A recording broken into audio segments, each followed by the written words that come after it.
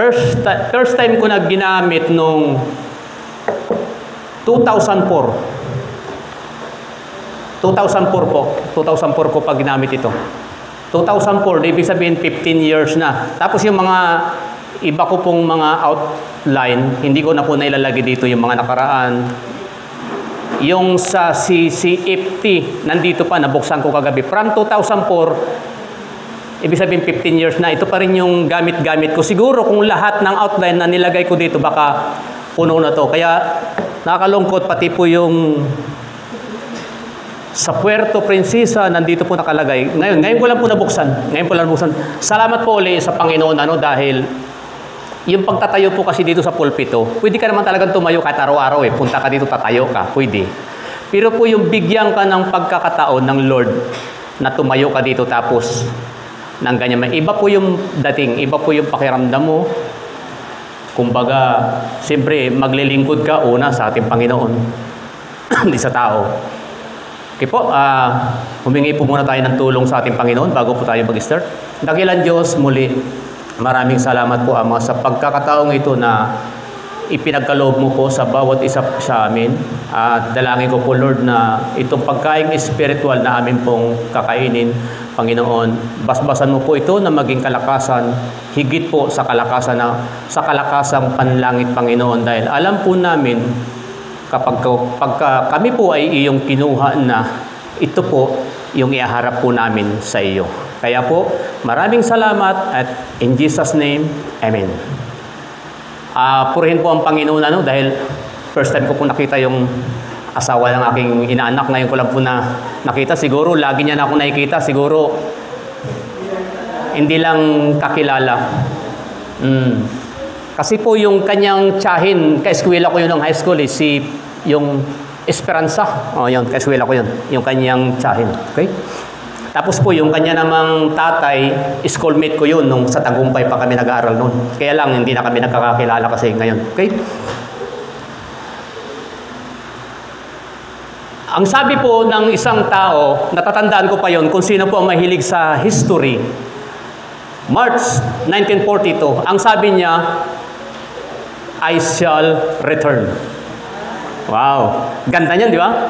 I shall return. Yun po yung sinabi niya. Kaya po after ng March siya umalis dito, hanggang nagtapos po yung 1942, 1943. Ang sabi po sa kanya ng mga sundalong naiwan dito na wala ng pag-asa. Pero pag nagpapakita po siya sa telebisyon, lagi niya pong sinasabi na, I shall return, Philippines. Hanggang dumating po yung after 2 years, pagdating niya sa isang lugar, ang sabi niya, good people of the Philippines, good morning, I have returned. Ganon din po, yung ating Panginoon, babalik para po sa kanyang mga hinirang. Babalik po siya para hukuman ang mundo. Babalik po siya, hindi para magsakripisyo, hindi para magpapako sa cross, hindi para, tawag nito, hindi para magpahayag ng salita ng Diyos, kundi kunin niya yung kanya. Ang tinutukoy po doon, tayo po yun. Amen ba? Tayo po yun. Yun po yung ginagandahan sa kanyang pagbabalik. Hindi po katulad ng pagbalik ni MacArthur, pumunta rito para iligtas yung mga tao, para iligtas po sa pang-aapi ng mga Hapon. Ang Panginoon, babalik po dito para kunin niya tayo. Yun po yung pinakamagandang doon. Ang inihanda po ng Panginoon na para po pagkain natin ngayon, matatagpuan po natin sa unang Pedro 2:21. Kapatid. Iba po kasi ang salin dito sa Bible ko .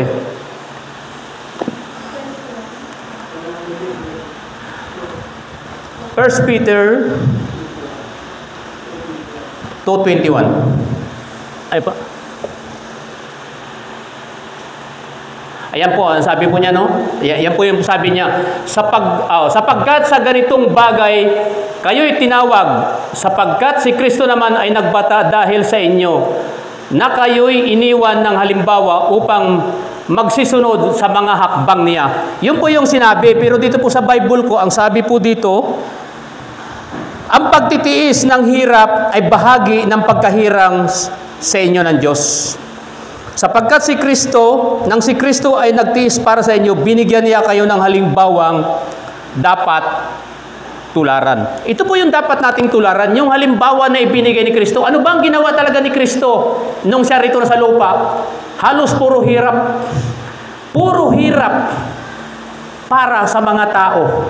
Kaya po sa kanyang pagbalik, hindi na hirap, kundi kunin na lang niya tayo. Kaya po, yung ginagawa po nating pagtitiis dito, para po sa kaligtasan natin, para sa pagbalik po ng ating Panginoon, kukunin na lang tayo. Yun na po yung sabi ng isang pastor na mararanasan na po natin yung heaven on earth. Yun, naalala ko yung, kaya pala yung kanta ng Platters, yung heaven on earth, may kahulugan pala yan eh. Mararanasan natin yan sa pagtitiis ng hirap natin dahil sa ating Diyos, dahil po sa ating Panginoon. Dahil yun po yung pangako niya. Kaya nga po, pagtiisan po natin anumang hirap na meron dito. Ano bang klaseng mga hirap ang paglilingkod sa Diyos? Nandoon na yung nakaraang 2 linggo na hindi po kami nakapag-church. Lubak-lubak po talaga ang kalsada, malambot pa. Talaga po ang tricycle, hindi po kaya. Talaga puro po putik. Yun po yung mga, minsan sinasabi natin, pwedeng hadlang ni Satanas. Pero po ang importante po sa atin, yung kalooban natin, wag lang po nating ilalayo sa ating Panginoon. Kasi nga, ang sabi nga, saan ka man mapadpad, saan ka man pumunta, hindi ka man maka-attend ng church dito ng linggo-linggo or ano. Pero wag mong kalilimutan na kahit saan ka, malay mo sa lugar na yun, doon ka ginamit ng Diyos. Ang importante po sa atin, wag po natin kaligtaan yung mga pagtitipon po natin. Ano po kapatid sa Hebreo 10:25?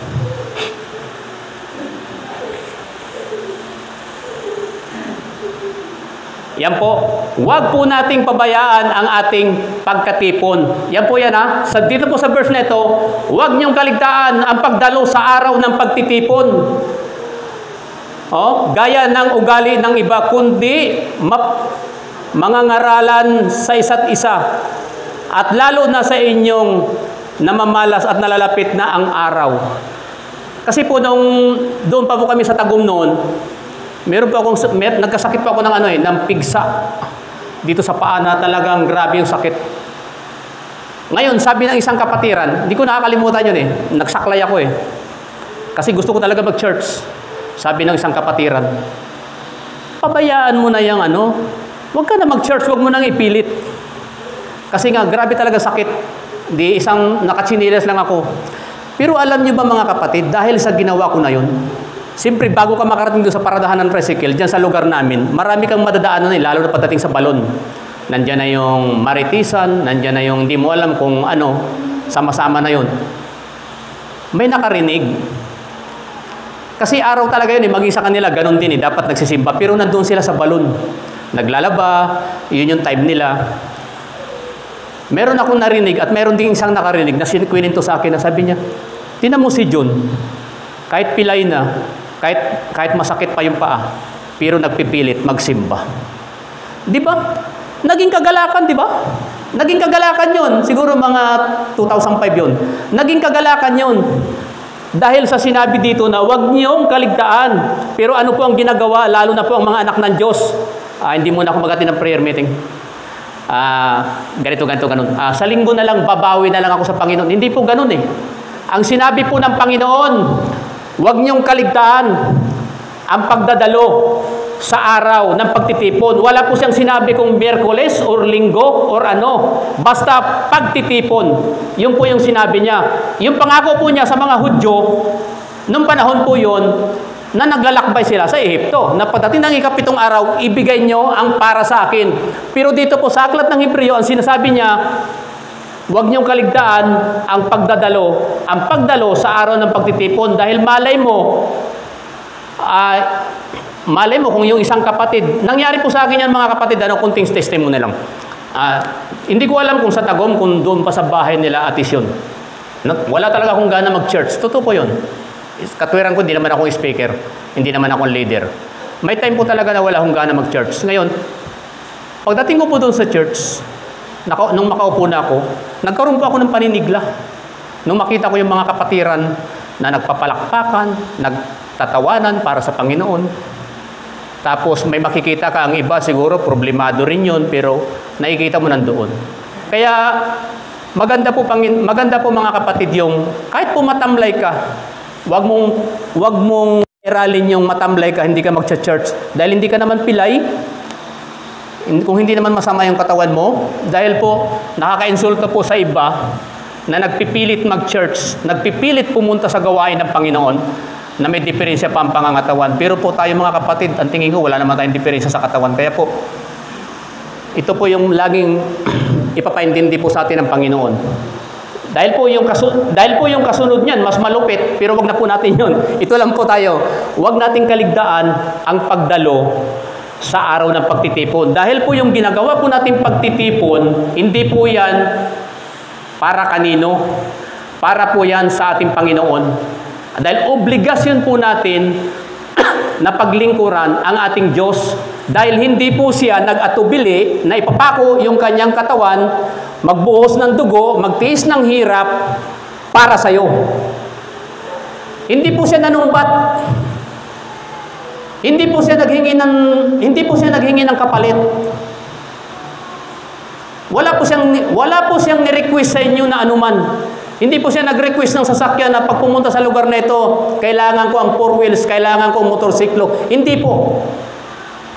Grabe po ang pagtitiis ng ating Panginoon. Kaya po kung babasahin lang po natin at nanamnamin po natin ang salita ng Diyos sa aklat ng Mateo, Marcos, Lucas, Juan, makikita po natin na yung ginagawa po nating paghihirap ngayon para pumunta sa church, para po pumunta sa gawain niya, simple pa yan sa ginawa ng ating Panginoong Jesucristo. Amen ba? Simple pa po yan sa ginawa ng ating Panginoon, lalo na po nung binitay siya sa cross. Lalo na po nung nandun siya sa cross, yung paghihirap, kaya nga po ang sabi niya kaya nga po yung sinabi niya sa ikalimang wika, nauuhaw ako. Naakala ng mga Hudyo nauuhaw na literal, hindi po. Nauuhaw siya dahil ang tao, ginawa niya ng lahat, pero hindi naman po lahat, pero yung ibang tao patuloy sa paggawa ng kasalanan. Kaya nga uhaw na uhaw pa rin siya hanggang sa nalagutan siya ng hininga. Hanggang ngayon, uhaw ang Diyos. Kaya nga sabi nga po doon sa isang kanta na bigla lang pumasok sa isip ko na, hindi ko alam kung anong mga 19 yun, yung 2000 na yung kunin mo na ang lahat sa akin. Huwag lang ang aking mahal. Dahil kaya mong paibigin siya, lahat kaya mong gawin sa kanya. Ganun po dapat ang lagi natin isa-isip. Kunin mo na ang lahat sa akin. Huwag lang ang aking pananampalataya. Iyon ang dapat natin laging isa-isip. Kunin mo na ang lahat sa akin. Huwag lang ang aking kaligtasan. Sino pang hindi ko alam kung sino kumanta yun kasi medyo na yun medyo ngayon na lang na mga kanta, year 2000 yun nakunin mo na lang sa akin, wag lang. Dahil alam kong kaya mong paibigin siya, alam ko, dahil po ngayon, halos lahat po ngayon, sabihin na po natin, yung ibang pastor, nabibili po talaga ng pera. Pasensya na po mga kapatid sa term na binibitawan ko. May mga pastor po talaga na nabibili sa pera. Wag na po tayong lumayo. May mga kapatiran din po nabibili. Pero, ang lagi pong ipinapaintindi sa atin ng Diyos, dapat po, huwag makuha sa atin yung ating pananampalataya. Huwag mong ibintayan yung iyong pananampalataya at huwag mo talagang ipamigayan. Dahil para sa iyo yan, dahil nung ibinigay sa iyo ng Diyos yan, na ipinangako na ligtas ka na, wala kang binigay dyan. Hindi nagpabayad ang ating Diyos para sa iyong kaligtasan. Kaya po, ito po yung sinasabi na pakibuksan po sa unang Pedro 1:13 to 15.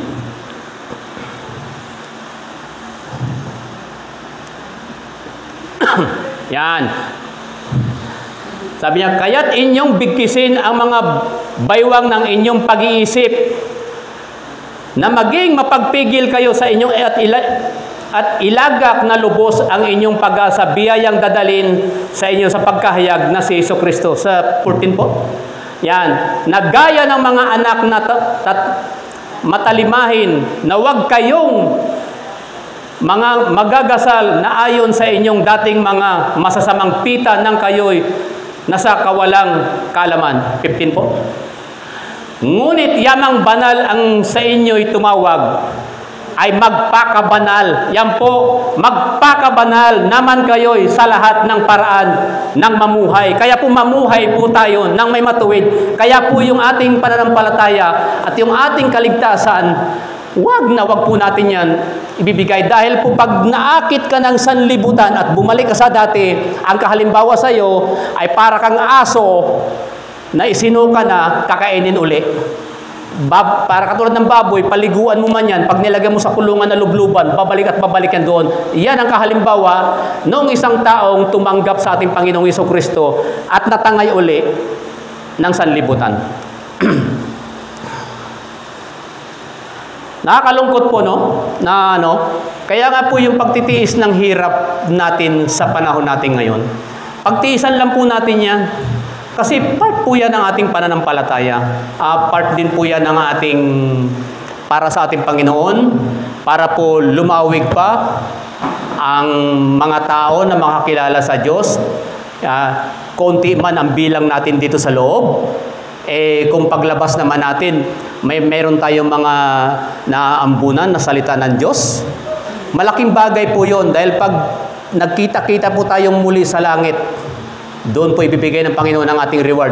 Dito, kung ilan lang po tayo, ay pagka kinuha na po na tayo ng Panginoon, ay kung nag-1 milyon naman po tayo doon, dahil bawat isa sa atin, may hawak po na tig-100,000 o tig-50,000. Maganda din po yun. Okay? Kagabi po, yun nabanggit nga ni Pastor kanina, sabi ko sa misis, sabi ko sa may bahay ko at saka sa mga anak ko, sa sobrang inis ko na, sabi ko, pag nauna kong namatay sa inyo, yung buntot pagi ko na nandiyan sa loob ng bahay, ilagay ninyo sa kabaong ko para pag nagpangita kami ni Miguel Lopez de Legazpi sa impyerno, ito yung hahagupit ko sa kanya. Kaya natawa sila, pupunta ka pala sa impyerno. Sabi ko, hindi, magpapaalam ako. Sabi nila, pwede naman daw magpaalam kay San Pedro para latiguhin ko doon si Miguel Lopez de Legazpi. Kasi siya naman talaga yung may dala dito ng ganyan eh. Si Magellan naman, hindi gano'n yun kasi 1 month lang si Magellan dito eh. Siya talaga yung matagal dito. Okay? Kaya nga po, ito po yung lagi natin tatandaan. Yung salitang I shall return. Hindi po yung kay MacArthur, kundi po yung sa ating Panginoong Hesukristo. Kaya nga po, pakibuksan po sa Luke 12, 38-40. Lucas 12, 38 hanggang 40. Ayan. At kung siya'y dumating sa ikalawang pagpupuyat o sa ikatlo, na masumpungan sila sa gayon, ay mapalad ang mga aliping yon. Mapalad po tayo kung pagdating ng ating tagapagligtas na kunin tayo, na nananatili tayo sa Kanya. Yun po yung ibig sabihin yan. Mapalad tayo. Sa 39, dadapwat talastasin ninyo ito kung nalalaman lamang ng puno ng sampahayan kung anong oras darating ang magnanakaw, siya ay magpupuyat at hindi papabayaang sirain ang kanyang bahay. Minsan kasi katwiran natin, total matagal pa naman magbalik yung Panginoon pwede mo na ako magawa ng ganito, pumunta doon, pumunta roon. Pagbalik na lang niya, pag malapit nang bumalik. Hindi po. Darating ang Panginoon na katulad ng magnanakaw at katulad po ng babaeng manganganak na hindi alam. Hindi naman talaga alam ng kahit ng doktor yan, hindi alam Sasabihin ng doktor, ngayong ganito katapusan. Pero yung talagang isaktong oras, minuto, hindi niya alam yan. Kung anong oras, manganganak. Kaya po nung panahon ni Noe, di ba ang mga tao nagkakasala, patuloy sa paggawa ng kasalanan, pero nung dumating yung baha, nung isinara na ang daong ng Panginoon, wala nang kapasok. Yun po yung masakit sa atin mga kapatid. Wag po mangyari sa atin yun. Okay po, sa 40. Kayo rin naman ay nagsihanda sapagkat sa oras na hindi inyo iniisip ang anak ng tao, iyan po yun. Darating po siya. Hindi po katulad nung pagdating ni MacArthur, alam ng mga tao yun na darating siya. Ito po, ang Panginoon darating sa oras na hindi mo inaasahan. Sa oras po na hindi mo inaasahan. darating siya. Yung pagdating dito ni George Bush, alam niyo ng buong Pilipinas. Kaya pinaghandaan siya. Pero po ang Panginoon, darating sa oras na hindi mo inasahan. Kaya nga, babalikan ko lang yung sinasabi sa unang Pedro 2:21 na ang pagtitiis ng hirap ay bahagi ng pagkahirang sa atin. Hindi sa akin, sa atin lahat ng Diyos. Dahil si Kristo nagtiis para sa atin. Sana po mga kapatid, kasi po sa Martes po, magre-report na po ako. Pero nag-text po ako na sabi ko sana pagbigyan pa po ako ng hanggang 5, 6 na yung report ko para po makatin pa ako ng gawain sa Makinit. Pero hindi pa po sila nagre-reply kung ano po yung result. Kung ano man po yung kalooban ng Panginoon, yun po yung susundin natin. Sa linggo, pag hindi na po ako makapag-church, hindi nyo na ako makita dito, isa lang po ang ibig sabihin yan. Nakabalik na po ako sa trabaho. Ito lang po yung iiwanan ko sa inyo. Maraming salamat mga kapatid na alam ko po, bawat isa talaga sa inyo, isiyasama ninyo ako sa panalangin. Pakisama na rin po yung gawain ng Panginoon sa resort na patuloy na nararamdaman ko po yung mga nakikinig doon na masayang-masaya po sila habang nakikinig. Ngayon po na isang buwan na wala ako doon, wala din po yun. Kasi po, sabi nila, nung minsan hindi ako nakadalo, wala talaga. Kaya nga kahit anong challenge ko sa kanila, wala talaga. Ayaw nilang i-train, ayaw din nilang ibinibigay ko sa kanila na may maglakas ng loob, ayaw nila. Kasi ang katwiran nila, pagka natuto na kami, baka hindi na ako mag-attend. Sabi ko, hindi ko naman gagawin yun kasi pananagutan ko kayo sa harap ng Diyos. Ganun po katindi yung pero alam ko po bawat isa sa inyo, ipinagpipring niya ko, kaya po nagpapasalamat po ako sa kanyo dahil hindi ko po ito kaya. Hindi ko po ito kaya mga kapatid, kung ako lang. Kasi pag sinabi ko pong baliwala sa akin to, hindi po kalooban ng Diyos yun. Kayabangan po yun. Kaya nga, lagi ko pong sinasabi sa kanila, pumunta ako dito sa inyo, hindi para mangaral. Hindi ko alam kung mali po yun. Basta yun po sinasabi ko sa kanila, hindi ako pumunta rito sa inyo para mangaral, kundi para makipag-aral at saka para makipag-talaktakan, magbalitaktakan about sa salita ng Diyos. Kasi sabi ko, tao din lang naman ako na nagkakasala. Kaya hindi ko po inaangkin. Kahit po sila yung nagsasabi sa labas-labas na pumupunta doon sa amin, nangangaral, naghatid ng salita ng Diyos, pwede pa siguro yung salita ng Diyos. Pero po yung sasabihin ko po na minsan po kasi may nagtanong sa akin, pupunta ka ba doon para mangaral? Hindi ko po tinatanggap yun eh. Pero anuhin nyo rin mga kapatid, kung mali ba yung sagot ko, sabi ko hindi.